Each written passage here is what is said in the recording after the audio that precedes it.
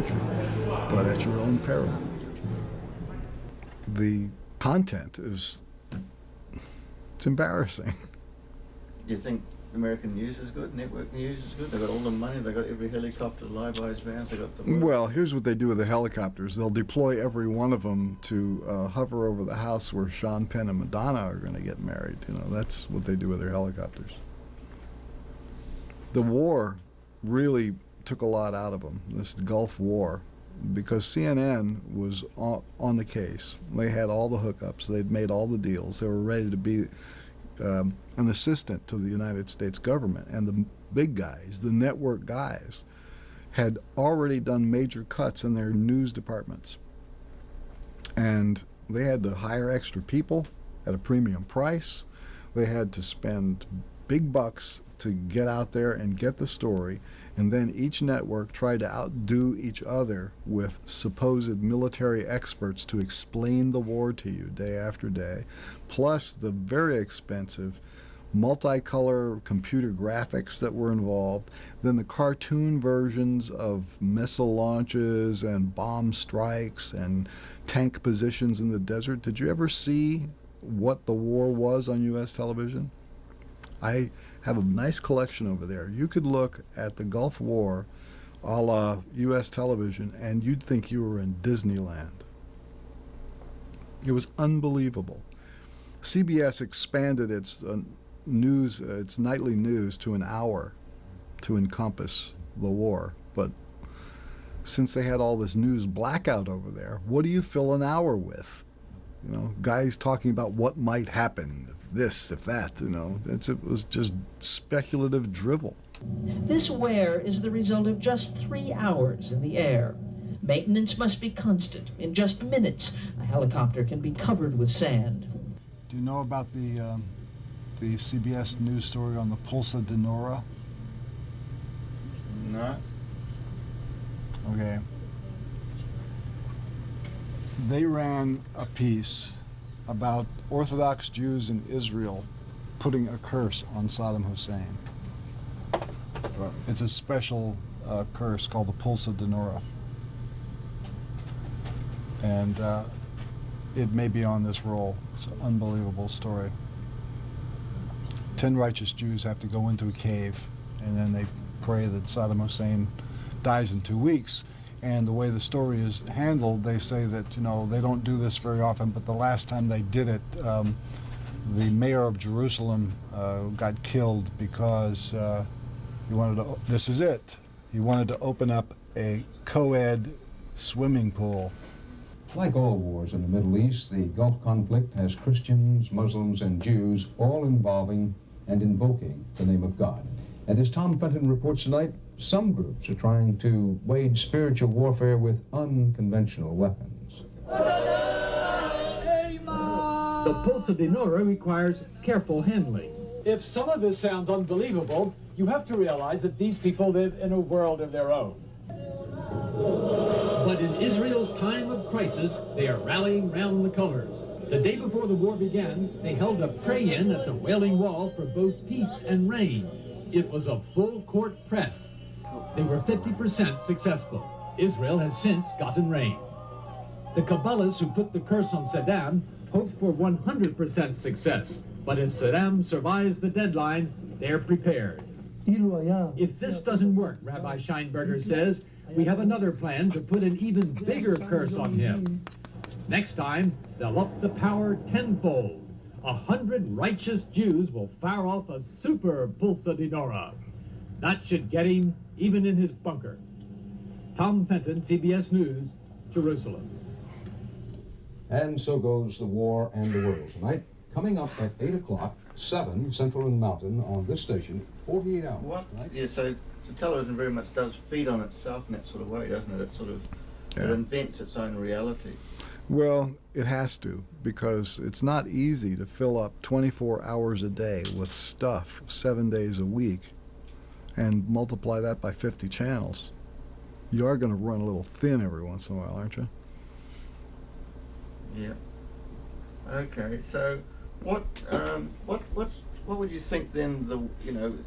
in foreign countries, people's impression of America must be then if they see this American product which is out there and is selling pretty well around the world. Well, let me give you one example. I was in Moscow at the Gosteleradio's studios, and in every office they had a little television set, and in every office CNN headline news was on. The sound was off. Everybody was looking at the pictures. This news flash comes on that in East Germany, the people had just rushed in and taken over the secret police headquarters and were swarming into the street with bottles of champagne and dossiers of this, and, you know, they just kicked over the KGB. The Russians were looking at this like, what do you make of this? They had no idea what it was. And then this little 1-minute story is then followed by the Hollywood Minute. You ask, how do people in other countries imagine Americans based on our broadcasting? You tell me. What would you think? So there's no reality there at all. The reality is invented for you by people who choreograph it. There's got to be an office in Washington someplace where a bunch of people that you never heard of choreograph reality. It's not just what the next photo op is going to be. It's what is the interpretation of a given international event. And this has to be generally dispensed through the media with no questions asked. You know, do you think that, you know, because of these problems of television, people are going to start watching less television because they're going to sort of see through this sort of facade? Or is it so addictive in its sort of packaging that, you know, people are going to need more and more of this rather candy floss blandness? I can see both trends happening. I think that there has been a drop-off in viewership to network television as more people hooked up to cable. And the networks, I'm sure, would admit this, that they've lost business just because cable has more of what people would like to see. Whether people will stop watching television and go to something else, I don't think so. One of the reasons why that's not going to be true in Los Angeles is, as it becomes more and more dangerous and more expensive to leave your house for entertainment, you almost by default wind up having a family unit and family nights at home because it's scary to get in your car, in California, get in your car and drive someplace and go to a movie or go to dinner or something, because you could get killed. It's weird out there, so it's safer at home. That's one of the reasons why video stores do a good business. You know, you look around so nobody's going to do a drive-by shooting. You go in, you get your video, and then go home and pretend you went to the movies. So it is following some sort of function. Maybe it's going to be bringing the family back together. If there's any family left. I mean, in order to have a family, all your younger children have to go out and sell crack in order to support everybody else. What do you personally get out of television? Because you are very interested in the medium, and you look at what personally do you get out of it? Why do you have a television set in your house? Because I'm an amateur sociologist, and if you can read the images, and you can like make decisions about how things are going by what color stuff is, how the shot is framed, what topics are covered in the news, what sort of images, what stereotypes appear in the characters who inhabit the commercials. Because they're not just selling you the product, they are selling you the lifestyle in which the product functions. Because a lot of the stuff they're selling you has no earthly use. And so you have to create this imaginary world in which the product must be consumed. And so looking at the images that are manufactured of the people who desire to use product X, it's telling you something about the mindset, first of all, of Madison Avenue, secondly, of the broadcasters, and also of the government, because none of this would get on the air if the FCC didn't approve of it. And if it stays on the air, that means somebody is buying the product, and that tells you something about the people that they've designed this pitch for. So it's very much like a window. They say about television being a window on society. It's not so much that the camera becomes the window, but actually the packaging is the window. If you learn how to read it. because the news isn't just the story. It's how often they repeat the story, what the tone of voice is that is used to set up the story, how the story is actually photographed, whether or not, in CNN's case, whether or not they bring on a so-called expert to explain the story to you. And CNN also has this infotainment kind of thing where on the weekends they have groups of journalists or pseudo-journalists or representatives of think tanks or research institutes or whatever, and they're all right-wing, and they all get on there and they all chew the fat on the weekend, and it's just another way of reinterpreting whatever happened during the week. Now, I don't know whether that kind of stuff makes it to the international market, but it's a staple diet of weekend CNN here.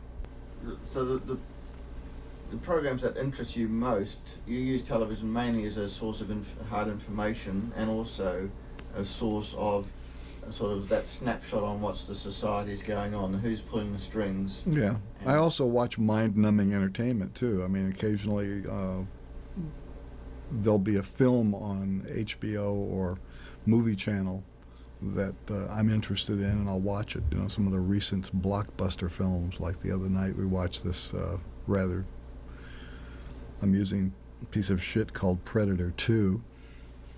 I don't know whether you've seen that.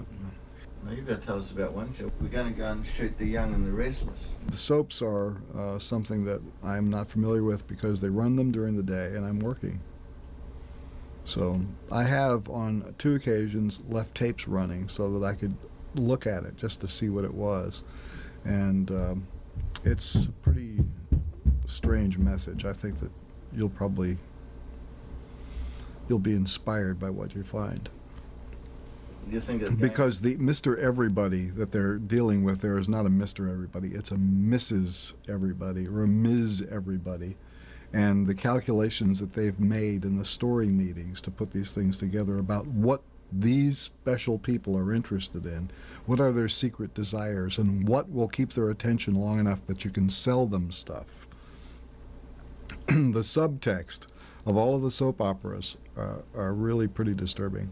Is it sort of Ken and Barbie moving and talking? Is it that sort of... No, there's a lot of bad sex and betrayal and just turgid flux, I think would be the best way to describe it. Sports. If you really want to appreciate American sports, there are several things you have to see. The World Wrestling Federation, the American Gladiators, and the shows that come on after the wrestling matches on the Wrestling Channel where they interview the wrestlers, and the sponsors in between for these health food bulk up health drink things for people who wish they were bodybuilders. That's pretty interesting stuff. A lot of politics in there. In many ways, you look at these programs... Oh, and there's another show called Rock and Roller Games. It comes on the Orange County Channel, and during the Gulf War, they had put up a logo that said, "This is the War Channel." And the brilliant idea behind that was they took roller derby, which is an old concept, and crossed it with rock and roll and crossed it with international politics. So the bad team had Arabic-sounding names or ethnic-sounding names and people of color, and the winning team was called the Patriots. And they had girls dressed in pink and a lot of blonde-haired people. And the ethnic team would always do dirty tricks to them, but the Patriots would always win. And then the show would end with some burnout rock star kind of character, not even a rock star, but a rock star-like character with a handheld microphone prancing through the audience, singing to a pre-recorded backup track in a kind of a 1970s musical style, trying to get the audience to clap along with it. I actually taped one of these shows. It was horrific. Sounds like a collector's item, that one. Yeah, it's beautiful. Except it's dangerous. Well, all the wrestling that I've seen, all this highly packaged wrestling, deals in ethnic stereotypes, and you know, for people who have the type of mindset where they would almost believe in wrestling, and the audiences for these kinds of shows is pretty young, it just reinforces racial and ethnic hatred.